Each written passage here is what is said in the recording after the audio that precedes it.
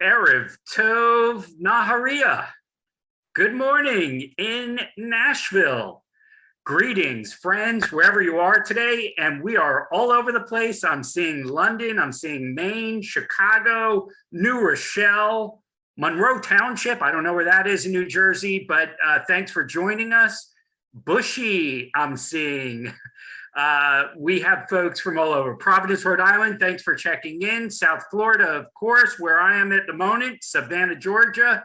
We've got a beautiful, beautiful audience. Natanya, I'm seeing. Stamford, Connecticut. Delightful 80 degrees. Well, that is delightful. We have folks from Haifa, from Brooklyn, Connecticut, Canada, North Carolina, San Francisco. Wow, we've got a really super audience today. Everybody wants to be inside, but looking at outside. We have got some show for you. We're in summer. It's hot as heck in a lot of places that we are today. But hey, there's summer fruit. So let's use that as our community building moment. What is the most beautiful, tasty summer fruit that is exciting you, if not every day, every week when you see it in the market and you're enjoying? Let's get a little, sometimes we get a little bit of diversity around what kind of fruits and foods are available. I'm seeing blueberries, Sabra, of course, is one of the first responses that someone put in there. The Bronx is not a fruit, but it is a place somebody's calling in. Seedless watermelon, oranges, cantaloupes, nectarines, love them. Berries, yeah. So Niagara peaches are in. So thanks for that from our Canadian friends. Organic blueberries. Blueberries may be the winner today. We're seeing a lot of that. Cherries. I actually saw a plum cherry mix, which I thought was just phenomenal for summer. Shahar, are you going to? I've seen your slides today for our part 2 on Tel Aviv. So I know we're going to get to some fruits and some foods that are unique to Jaffa area and to South Tel Aviv, where we're going to focus on today. Anything in the fruit market that you want to recommend, or we'll wait till we get there later in the slideshow? In a fruit market in the summer of Israel, it's of course the watermelon and the mango, which are the kings of the fruits of Israeli summer. Nothing like a nice cold watermelon in Israel for sure, and the mangoes. Lots of great stuff. Shahar, I don't know how you're going to cover even in 2 episodes everything we want to do, but some of my favorite diverse spots in Israel, by the sea, in the marketplace, in really historic places with people doing really creative things. So take us away, and really looking forward to this. So I guess when we share a love for this city of Tel Aviv and Jaffa, and it is true that the amount of tours and details and themes that you can go through in this city is immense. Last time when we on the first part of Tel Aviv, we focused on the birth of Tel Aviv and a few of the most important parts of the center of Tel Aviv. More Jaffa to the Florentine neighborhood, and we will go through it. So let me share my screen with you. And here we are, a journey to the south of the city. Here, this picture I took from the Dan Hotel, which is in the south part of Tel Aviv, very close to Neve Tzedek, the oasis of justice, which is the one neighborhood preceding the birth of Tel Aviv, basically part of Jaffa. And from this part, which is still used to be part of Jaffa before the birth of Tel Aviv, we look at the little bay and at the tower of the church that we will see later, the St. Peter Church, And we can see the little hill, which is the ancient Tel, the archaeological hill of Jaffa itself. Down below by the grass is the Charles Clore promenade, the promenade that goes on, and you can walk on it. A beautiful walk to the north of Tel Aviv, through the port and all the way to Herzliya, or to the south through Jaffa, through the port of Jaffa, and all the way to Bat Yam. Fantastic promenade. So Jaffa is a city that is, it says that it's as old as Jerusalem. We are talking about 6,000 years of history. And we have biblical stories of it. But I would like to begin, before going to Jaffa itself, in a neighborhood south of Tel Aviv, very close to Neve Tzedek. And this is the neighborhood of Florentine. And I chose here a building that I took this photograph in Tel Aviv. Maybe some of you, when you look at this building, can tell what kind of architecture style this building belonged to. I'll give you a few seconds to think of it. And the answer that this is the building of the international style. Many people know the name Bauhaus, which is one of few schools that acted in Germany until the 30s, until 1933, as Hitler sent his SS soldiers to arrest the professors. Many of them were Jews, and to replace them with Nazi teachers. Many of these schools were shut down in 1933. And the architects spread in the world, but many of them, mostly the Jews, came to Tel Aviv and started to do what they learned. And you can see this building was renovated.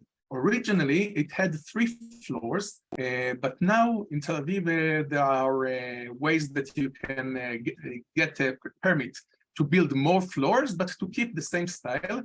Then you can see that 4 floors were added to this building. It's in a good shape. It is newly renovated, and Tel Aviv was declared exactly 20 years ago in 2003 as a World Heritage Site, UNESCO Heritage Site, because it has the highest concentration in the world of building of this style.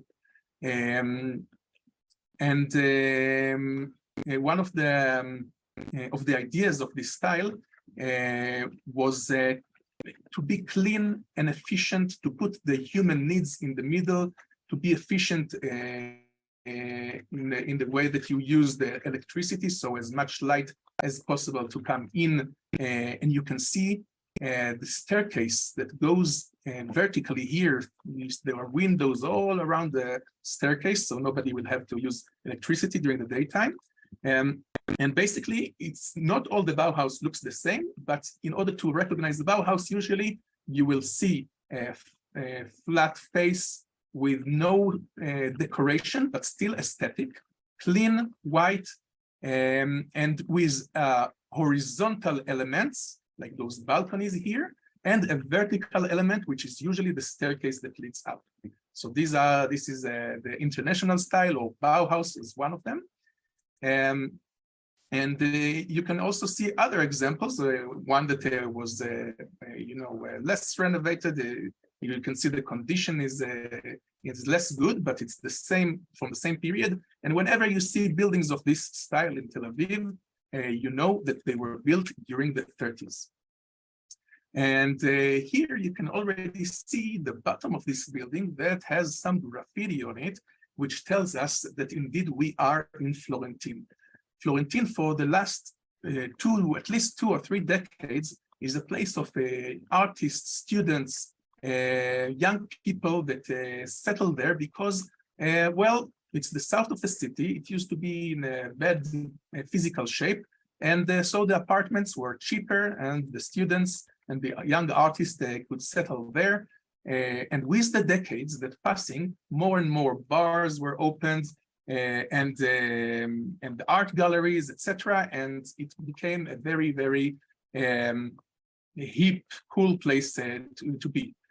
In the last 2 decades, I lived there about 15 years ago. I lived in Tel Aviv and in Florentine for 5 years. And back then, I remember graffitis were there, but some of them were very nice graffitis. But today, it's completely different story, as the graffitis cover the entire neighborhood, and plenty of tourist guide specialized in giving tours of graffiti in Tel Aviv. It's one of the biggest fashions today in the city. So if we will look a little bit at these walls, we put the question, is this vandalism or is this art? Maybe some of them are artists and others are just vandalists. Maybe some of them are more talented and the others are less talented. But certainly most of them are trying to spread good vibes. Some of them have some political messages and social messages.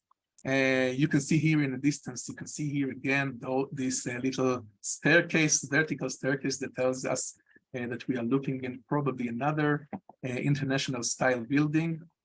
So I invite you to look for it all the way through our visit to Florentine. Whenever you recognize an international style, you can post it.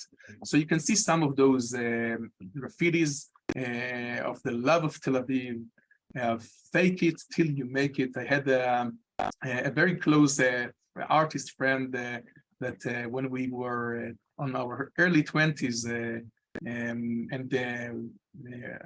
we had a little group of artists that we acted ourselves in festivals and in art exhibitions in Tel Aviv, making performance arts and others. And he was our leader. His name is Shutzi, and he always said, we were so young and we looked at the more established artists, and we asked ourselves, how are we going to do it? How are we going to become those artists? And Shutzi was always saying, fake it until you make it. And this unicorn, you could also find it in Tel Aviv, in Florentine there. But the next day, one day you see a unicorn, the next day it can be covered with new graffitis that new people did. And here is one of the most, maybe one of the famous graffitis. You see the size of it. It's a big project to climb up there and do such a graffiti. And this little gnome is holding the balloons with the hearts that he's taking up. You can see that he is holding this package of brushes to paint brushes, and he's flying up high. But there on the right top of the building, you can see other 2 feet of another character. And what is this character? And this piece of art is a tribute of an Israeli artist to another artist, a famous artist, named Banksy. Maybe, I guess many of you heard the name. And Banksy is worldwide famous, and his creations are very expensive. Here I showed you, I pasted on the building the graffiti that he made on a wall between Israel and the Palestinian Authority. And you see this girl that is flying up with her balloons over the wall. And here, this Israeli artist with his little gnome is dreaming to fly high with his art, maybe follow the footsteps of Banksy. This is one beautiful piece that you can see on the way. And here she flies away, and this is another graffiti that I took from another wall. that I loved a lot. This sand castle that you build when you're a child or with your children once on the beach. And then you break it down, or some dog step on it, or the waves take it away. And you ask, can you start over? How many times can you start over? So I saw this little graffiti. Actually, I think it's about maybe 7 inches by 7. But here I pasted it on the wall for you, so you can enjoy it with me. And here is another little poem that somebody just wrote on the wall, and you can see many things written like this, sometimes with stencils, with better aesthetics, but this one touched me. And the song is called Ima, Mother. The poet is Aleph, he doesn't say the name. And the lyrics of this little poem saying, בקרקעית כל סל כביסה תמונה אימא טובה דייה, which means in the bottom of every laundry basket lies a mother which is good enough. And now, as I am a young parent and with 2 little children at home, and I think of this laundry basket and the mundane tasks that we have to do on a daily basis, I think about this mother that does she feel good enough? Can she find herself when the basket of the laundry is empty? And this is how this one touched me. And here we have another building, another drawing on the bottom, and I'm going to take you in to this building. I hope you managed to see that it's a Bauhaus or international style. And I'm going to peer into this little piece of art. And when we look at this one, we can see 2 ladies are holding their face. Soon we will get even closer. You can see some bars around below them, and a tiny graffiti below them. Look at this. This may be 7-inch size, and we will get there also. And here I want to show you how, when you go into the details, you can have so much information and so much interest of just looking at the walls. And this piece is quite old, maybe 15 years old. You can see 2 women there, and they are dressed a little. They both hold their face. They look like maybe they are praying, maybe they are crying. I think they are crying. They wear a bit of a different clothing. If you can see, the woman on the right, her head is covered, but also her neck. The scarf goes all the way to her neck. The woman on the left, she her hair is also covered, but you can see her neck is exposed. And here you can see one little detail that for us, the locals, we can clearly say the woman on the right is Muslim, observing Muslim woman. The woman on the left is a Jewish, probably Orthodox or observing woman. And they both hold their face, probably crying. I think also about the symbolism of connecting this to the bars below. And the fascinating fact that I learned from one of the graffiti guides, Nero, about this piece is that it was made by newspapers of the its page that was printed on the 14th of May, 1948. Can anyone remember what this date is? So indeed, that was Hey Be'iyar Tashach. This is the day of the declaration of the independence of Israel.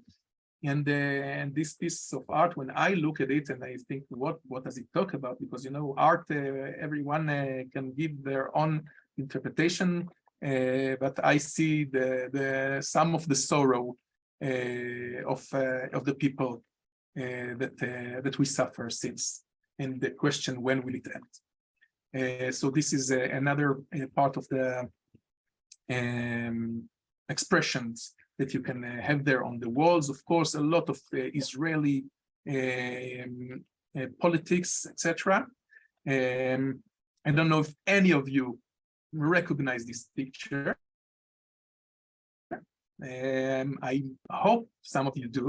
If you do, write it down. Who are those two figures? Clearly, the person on the left has some cigarette in his mouth. The person on the right as well. Both of them wear some kind of sunglasses or glasses, and with the words "sharing is caring." Interestingly, and not connected to this piece of art, I would like you to look to the left part here.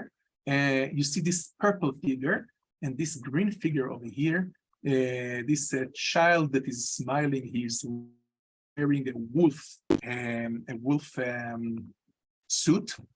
And this is an illustration from a very famous book called in the Land of the Wild Things, talking about a child that is acting like a monster, and his mother sent him to sleep without dinner. A beautiful children's book. So he's there behind, disconnected from this little piece. And I remind you, this is about 7-inch big. And if you already recognize the figures, I made here a little thing for you to recognize them. On the left, King Hussein, the king of Jordan, that passed away some maybe 15 years ago. And to the right, the former Prime Minister Yitzhak Rabin, that was assassinated on the 4th of November, 1995. And you can see their friendship. They both of them together led the peace treaty that was signed before the Oslo Accords, and the peace treaty that we have with Jordan until today. And they say that a lot of it was possible because of the great connection and the friendship that was formed between the two leaders. Both of them passed away and are left as a memory on the wall with the graffiti. Here I placed them both one next to another. For you, sharing is caring. And another graffiti that is there for almost 27 years, and maybe some of you recognize this. This is also in Florentine, in Washington Boulevard. Many of the graffitis in Florentine are being painted over. Somebody comes and spray over it. But this one stayed untouched for many, many years. And just lately, somebody placed this little monster, but specifically on one figure. And this is the photo. It's a graffiti of the photo that was taken from the security cameras after the assassination of Yitzhak Rabin. So Yitzhak Rabin is here in the middle, the murderer is here to the right, and here you can see the flame of the bullet that was shot in his back. And this is like a big memorial to Yitzhak Rabin that is staying there in the middle of the Florentine for almost 3 decades. I think we are finishing our visit in Florentine with a visit to a beautiful shop. Again, we will begin our visit there with a view of the wall, the painted wall there. And this is the entrance of a center that talks about the Ethiopian Jewry. The Jews that came from Ethiopia in the 20th century. You can see the center from the side. They host for conversations. They serve Ethiopian meals. But this is how it looks today. And when I was preparing this tour, this virtual tool for you, I was looking in my older data, and I found this picture from maybe 10 years ago. Look at this. So that's how it looked 10 years ago, when it was first decorated. And with the years, people come, they spray on it, the weather, the rain, the sun, a little bit breaks the paint. And here, this is what's left with some, clearly vandalists that paint over this beautiful painting. But when you go inside and you meet a shagger, she tells the story of her family, how her family and her as a little child came from Ethiopia, walking a long distance of desert, crossing borders to reach Sudan, where the Mossad and the United States forces joined together to rescue the Ethiopian Jews, Beta Israel, as they call themselves, which means literally Beit Israel, the house of Israel. Ashagir tells the story the story of the Ethiopian community in Israel, which today is about 160,000 descendants. About half of them, about 80,000, were born in Israel, and half of them were born in Ethiopia. They tell that in their journey to reach Israel, at least every family lost somebody on the way. Imagine yourself, those people, and we are not talking about 200 years ago, we're talking about 40, 50 years ago. People left their homes, villagers that are living their little villages in Ethiopia, walking through the deserts into Sudan and waiting to be rescued. Her grandmother did not reach on time, and she was left behind together with 1,500 other Ethiopian Jews, and later they were brought as well with a second operation. So this is what you will hear if you visit a shagger in Florentine, and if you will ask her to make a dinner or lunch for you, you will have plenty of beautiful food, and the traditional injera, which is this sourdough teff bread. It looks like a pancake, but it's sour, and the flavors usually are spicy. Some portions are less spicy, some are more. And here you can see the dishes that are being prepared, some lentils and potatoes. Very simple food, very tasty, very spicy. And the dough, again, is sour, and all the mouth is full of scents and excitement. So this is in Florentine, Beta Israel. And now we are leaving Florentine and going toward Jaffa, and this view that we saw from before, with the beautiful clouds and the birds and the waves. And here we go into the Port of Jaffa. The Port of Jaffa has so many stories about this place. This is where Jonah, the prophet, came to catch the boat when he wanted to flee the word of God, sending him to Nineveh. Jonah took a boat that was bound to Tarshish, and in the middle of the tempest, he asked the other sailors to throw him. He urged them to throw him into the sea because that was his fault. The tempest, the storm, was his fault. And the sailors in the beginning, they refused, but when he insisted and the storm went stronger, he was thrown to the sea, taken by the fish, thrown up on the distant shore, and having his vision with a plant that gave him shade, but immediately died.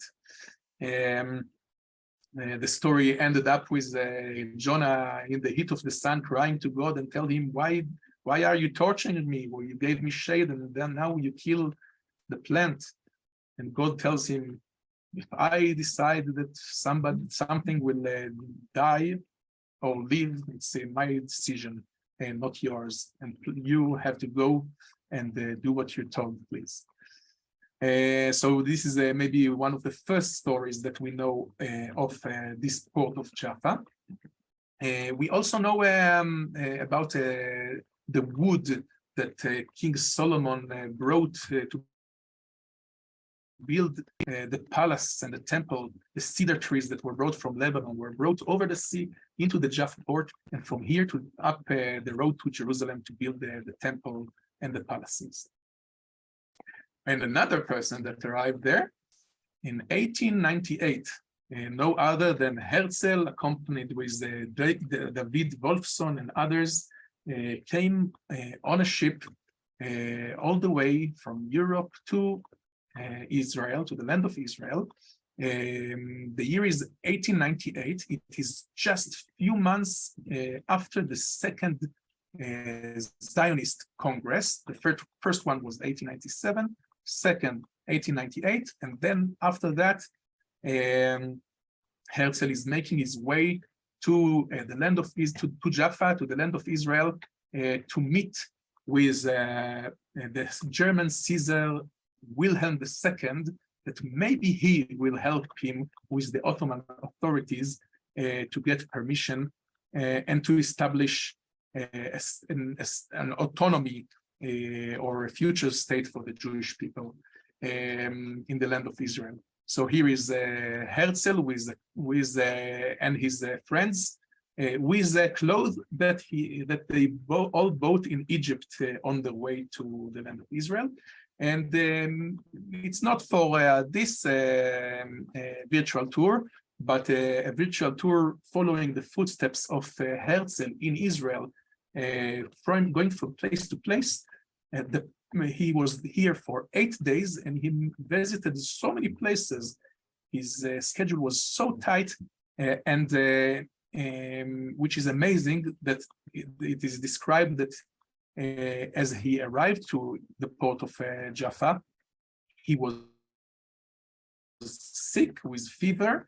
He hurt his ankle or his foot, and it was difficult for him to walk, and still he kept on with his schedule. It reminded me, reading his schedule in Israel, it reminded me a little bit of Jules Verne's 80 Days Around the World, with the pace and the haste. So this was 1898. And 6 years later, Herzl passed away. And if you remember from our previous Tel Aviv virtual tour, we told how Tel Aviv was named Tel Aviv after Herzl's book Alte Neuland in 1909. Another aspect of Jaffa, we can see here the Orthodox monastery of Saint Nicholas, and there are many stories about also for Christian tradition about Jaffa, and one of them is, and maybe the most famous of them, you can see the tower there on top of the Catholic Church, about Saint Peter. Saint Peter, after the crucifixion of Jesus, he was named Petrus by Jesus because he was the rock on which the church will be founded upon. And so Peter is the leader of this little Christian community that all of their followers are still living Jewish life and following the Jewish law. And Peter is called to Jaffa because in Jaffa, a young girl called Tabitha got sick and passed away. And the people, the Christian people, they call him to save her. He is doing miracles. He tells everybody, leave the house, leave the house. After some prayer, it says, and all the people celebrate with joy.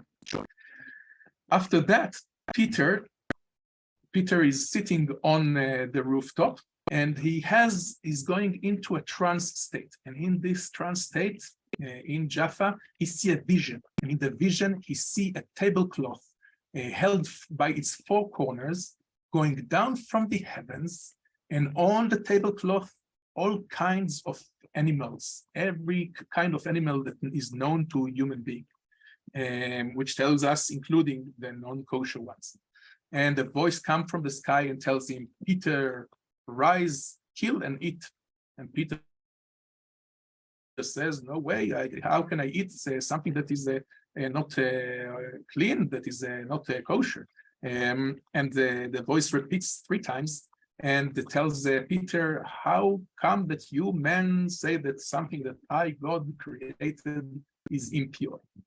And here, Peter gets the message from this voice from the sky.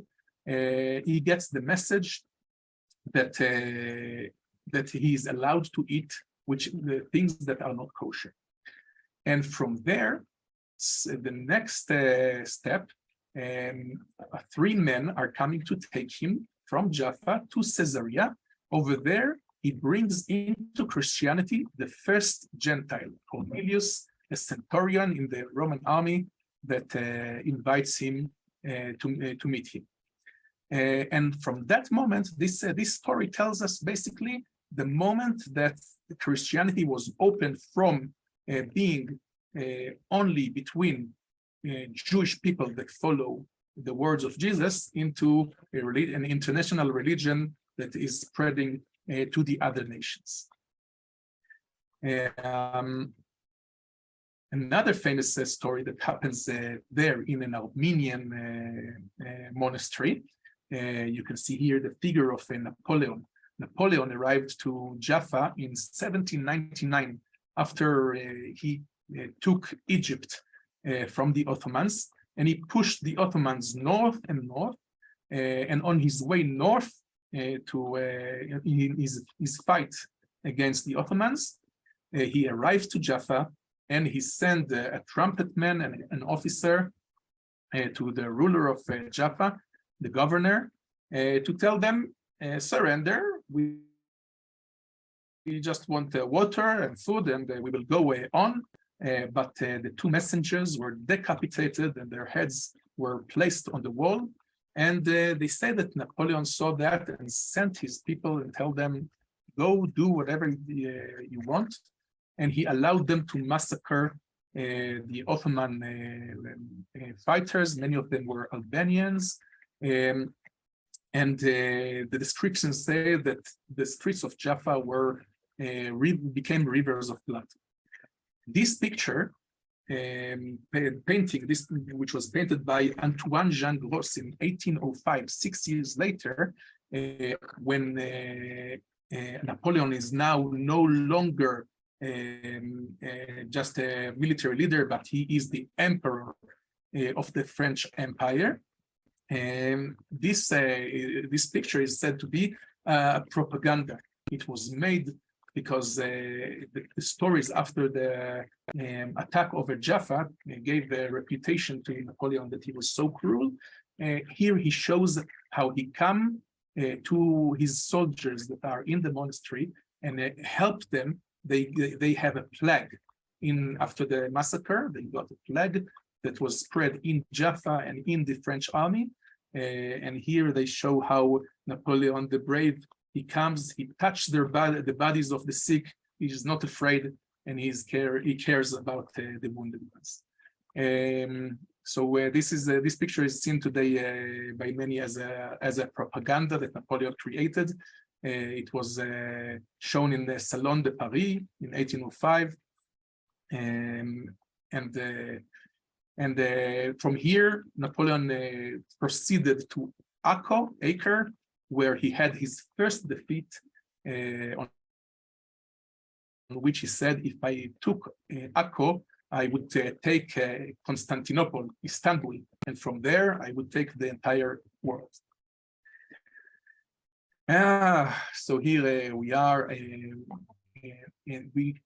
when Napoleon came, he destroyed Jaffa, and later Jaffa was rebuilt.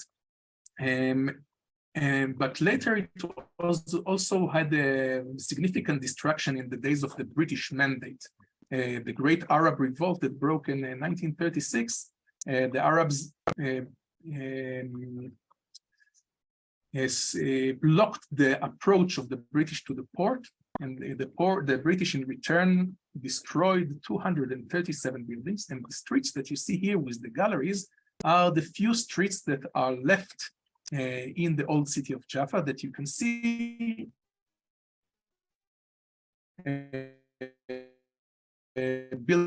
All the streets have the name of zodiac signs and has many galleries where you can see called Ran Morin. Ran Morin studied in the School of Visual Arts in New York, and he's the first artist that combined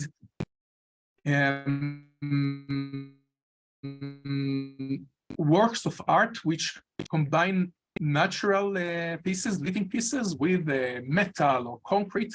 And here in Jaffa, he chose to build some kind of an egg or cocoon from which an orange tree is growing out. Oranges are the symbol of Jaffa, the Jaffa oranges that are no longer there. All the orchards are gone. And just a few orange trees are there for decoration as a symbol of Jaffa. And here, this piece of art, again, I will give you a few seconds to think what is your association of this piece of art. But some of the most common interpretation is as the tree as a metaphor for a human being. And this tree is disconnected from the soil, like the city people that are disconnected from the ground. We get the food from the supermarket.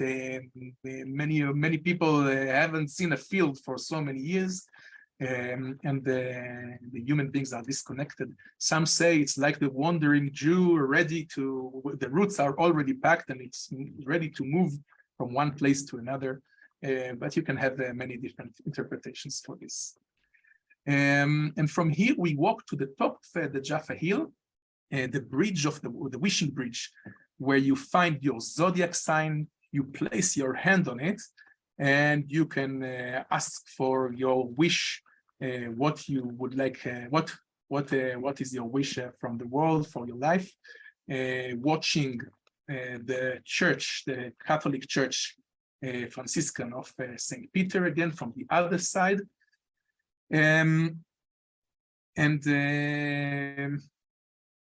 This, by the way, this church was built on the ruins of a Crusader citadel, Crusader church, and a citadel that was there some 900 years ago. Another thing that you can see on the same spot is the ruins that were the excavation from the Tel, the archaeological hill of Jaffa. This is almost on the top of the hill, and you can see here Egyptian entrance to a city, entrance to a palace.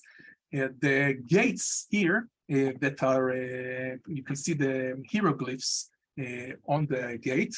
The hieroglyphs are saying that this was built in the honor of Ramses II, the same pharaoh that it is believed this is the pharaoh that ruled Egypt in the days of the Exodus from the Haggadah of Pesach. This is not the original. This is a replica. The original is in another museum in Jaffa, but you can see a replica, and you can see the cartouche where the name of Ramses II is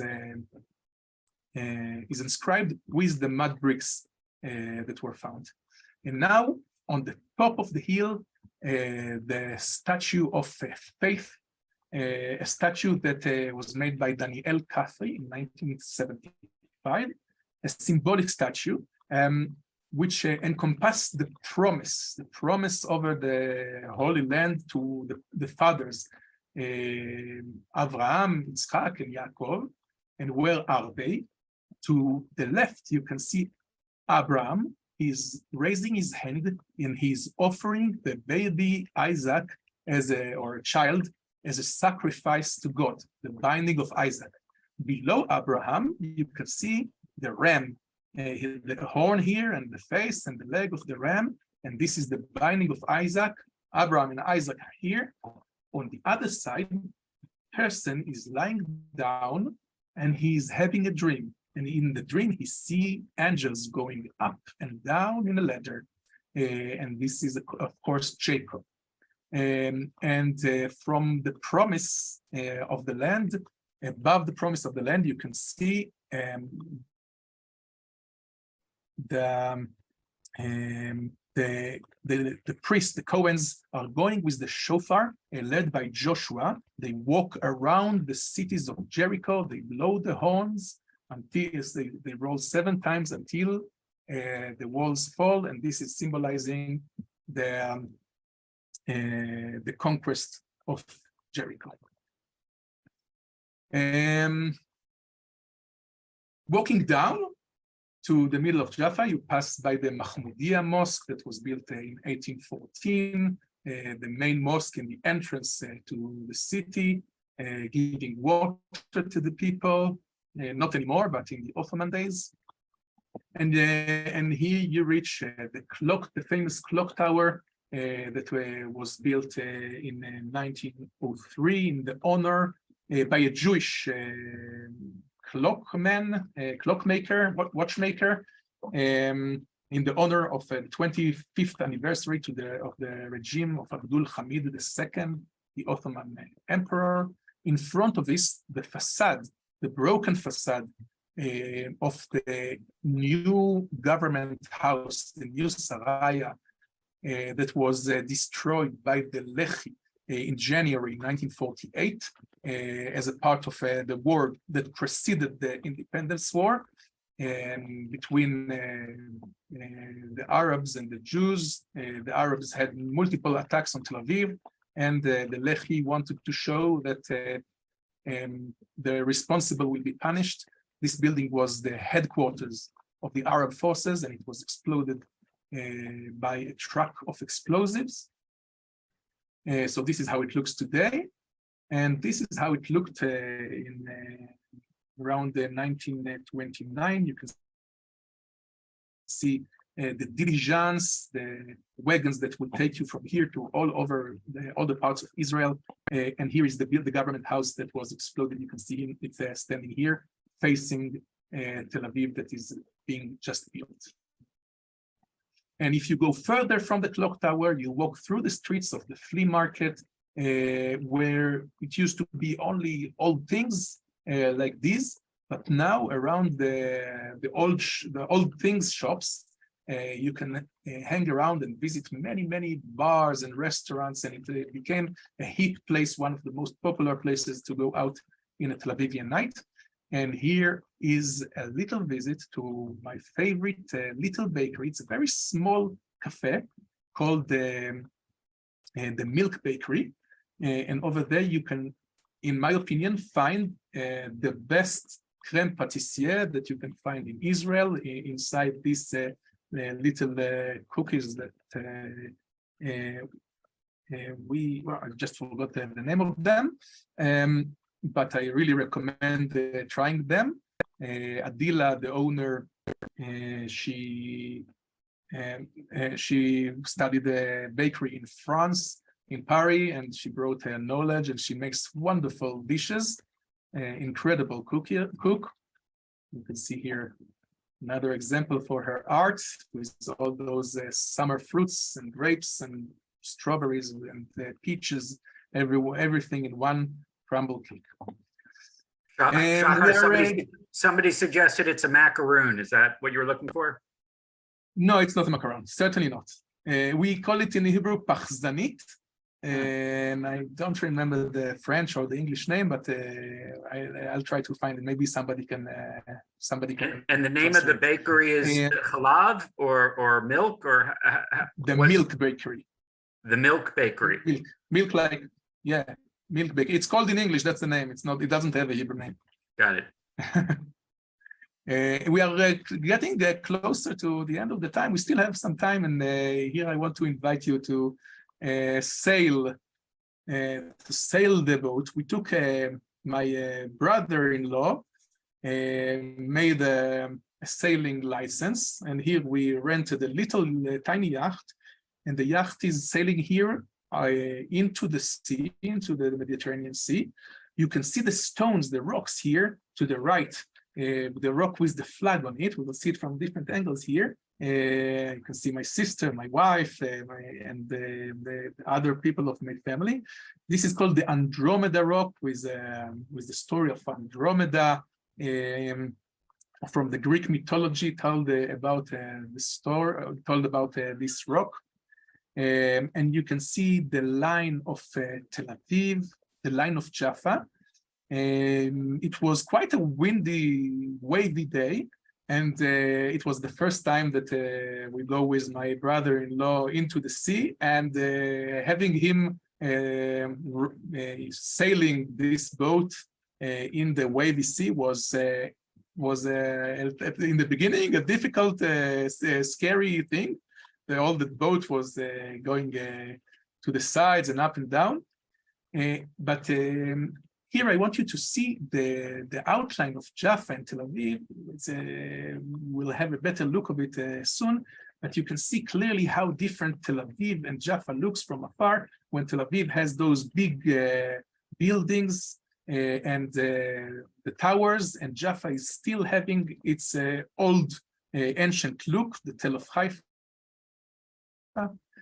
It was a 3 hours ride, and here we are already ending it, and Yanai, he is packing the sail, and we are heading back into the port. The sun is going down, but I chose to finish here with this view again. Tel Aviv next to Jaffa, beautiful view that you can see only from the sea. Here we enter the port. This video is a little blurry, but I really love this view.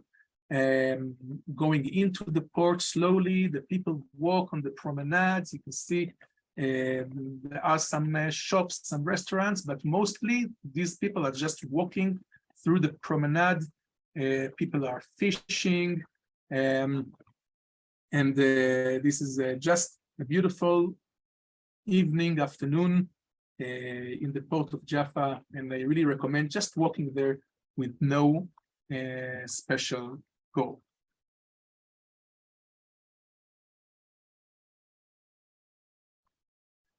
And here we run from the dock.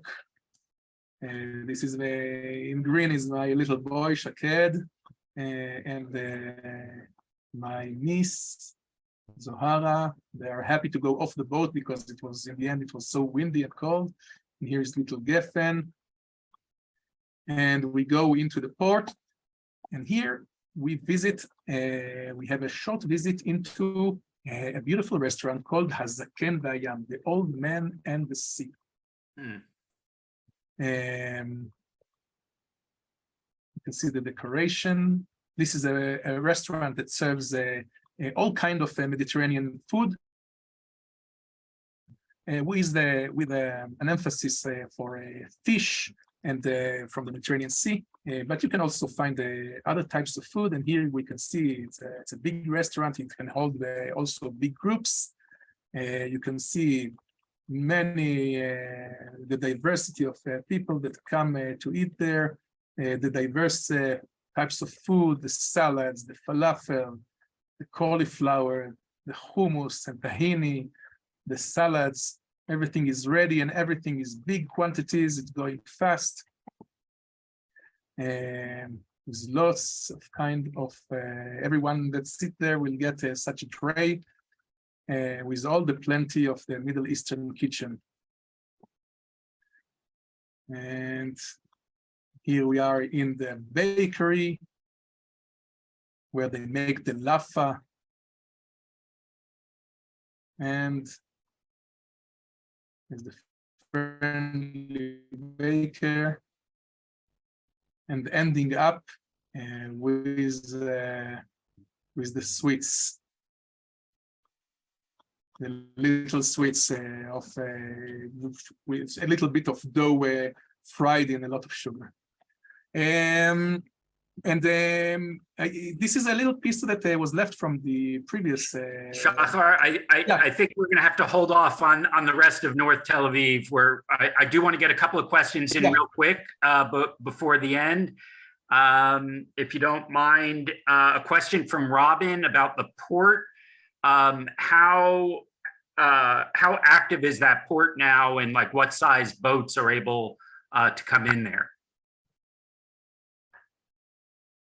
So I'm not very good in the language of big and small boats, but I can say in feet, I think the longest boat there will be not more than 60 feet, I would say. There are some boats of fishermen, maybe 10, maybe 20 boats of fishermen that are going out to fish with nets. And you can go there and even buy fish from there directly. Some people do it. Other than that, it's only the small yachts like the one that we took, maybe a little bigger. This port that used to be the main port of Israel through the days, from ancient days and into the days of the British Mandate. This was the main port of Israel, and the British Mandate used it. It was the main source of supplies.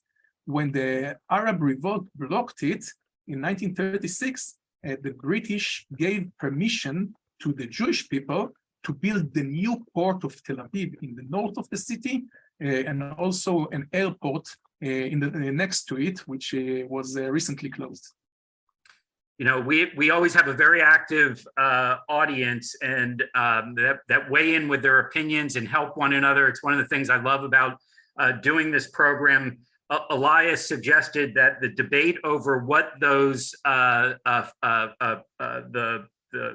treats from milk are, whether it's a cream puff or a plum cake, he says it's like the Hillel Shammai debates, trying to figure out what those things are. And we definitely have people with strong views on whether they like graffiti art or don't like graffiti art, and where it fits into the litany of messages and history and layers of understanding the complexities of Israel. We had a specific question about whether, from Stacy, can anyone just add graffiti art, or are there sort of street rules or understandings about who can paint over, you know, a particular mural or things like that? I did not get the question. Can anyone just spray paint over the graffiti murals, or are there rules about how this works? So theoretically, no. According to the city law, it's completely forbidden. But as 20 years ago, people were really sneaking in order to do it. And now today, you also have to sneak. But it's just easier, and the city hugs it, because I think it became a touristic attraction, and the people like it. Tourists like it. People come to see it. So as long it is still illegal, but nobody stops it. Fair enough. I think and we'll have some artists. I'm sorry, you're saying some artists. Some artists are really growing out of it and become famous from doing it. Well, I appreciate your sharing that Banksy inspired piece, and giving it the context of actually a very famous, world famous graffiti artist who has done work in Israel that you referred to, that inspired this new piece in Florentine. One of the last questions, just there were a lot of questions about where to see some of that very first international style building in Florentine. So where is, and some questions about where Florentine is situated. A lot of people don't get there and don't know about this little corner. Can you just give us a little bit of an orientation to how to actually get there, and because it's a very walkable area, and perhaps the best way to experience it, other than this virtual tour, is to actually walk around. Yeah. So about, in the international style, you can see it all along Tel Aviv, not only in Florentine, but west of Ibn Gvirol, you have 4,000 buildings of this. Florentine is situated just north of Jaffa. You see the border between this old city and the new city with the buildings. So Neve Tzedek is the closest to the beach, and then if you go east from Neve Tzedek, you will get to Florentine. If you know the central bus station, and from the central bus station you would go west. Great. Well, thanks for taking us on a tour that brought us to a Hemingway-inspired restaurant, Old Man and the Sea, to a famous children's story from Maurice Sendak, to the zodiac names of the streets and Jewish and Christian and Muslim sources of heritage, the clock tower. There was so much here. We had a couple of latency issues on the bandwidth when the movie clips were going, but I wanted to let our audience, but we were able to get through pretty much everything we had hoped for in the South Tel Aviv area. But I just wanted to give you one opportunity to show a closing photograph, not from Tel Aviv and Jaffa, but from your current location, which is far from home, and maybe answers the question of where does an Israeli tour guide go in the summer when they need to do something different and interesting that they can't find necessarily in South Tel Aviv. Where are you now? And who did you meet along the way? So I will try to show you a picture, but we are now in the summer, although my heart is in Israel strongly right now, and I'm updated with the news all the time. We are now situated on the Himalaya mountain in monsoon rains, and if you want to have a little glimpse into an exciting event that I had last maybe 2 or 3 weeks ago, you can see here my family and friends. And in the middle you can see we are holding the hand of no other but the Dalai Lama that got us for a short meeting with him.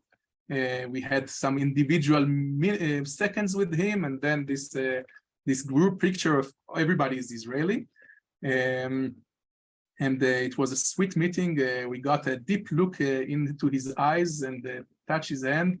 It felt very good, and also he gave a deep look into the children's eyes. So here we are, Himachal Pradesh, north of India. And I apologize for the bandwidth.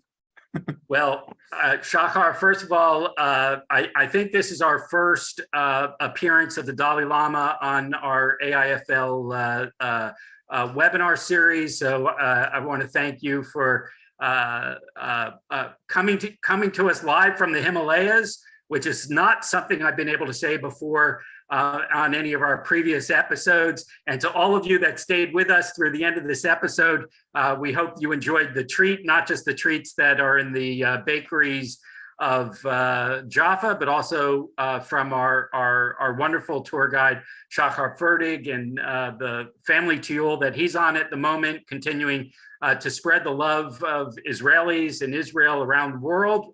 We greatly appreciate all those opportunities. For those of you that don't have plans for next Sunday, come join us again and celebrate a really interesting holiday. Some people call it the Valentine's Day of Israel, Tu B'Av. We will have an Israeli composer doing a musical, sharing her musical compositions of triumph and love for Tu B'Av. That's Ella Milch Sherif.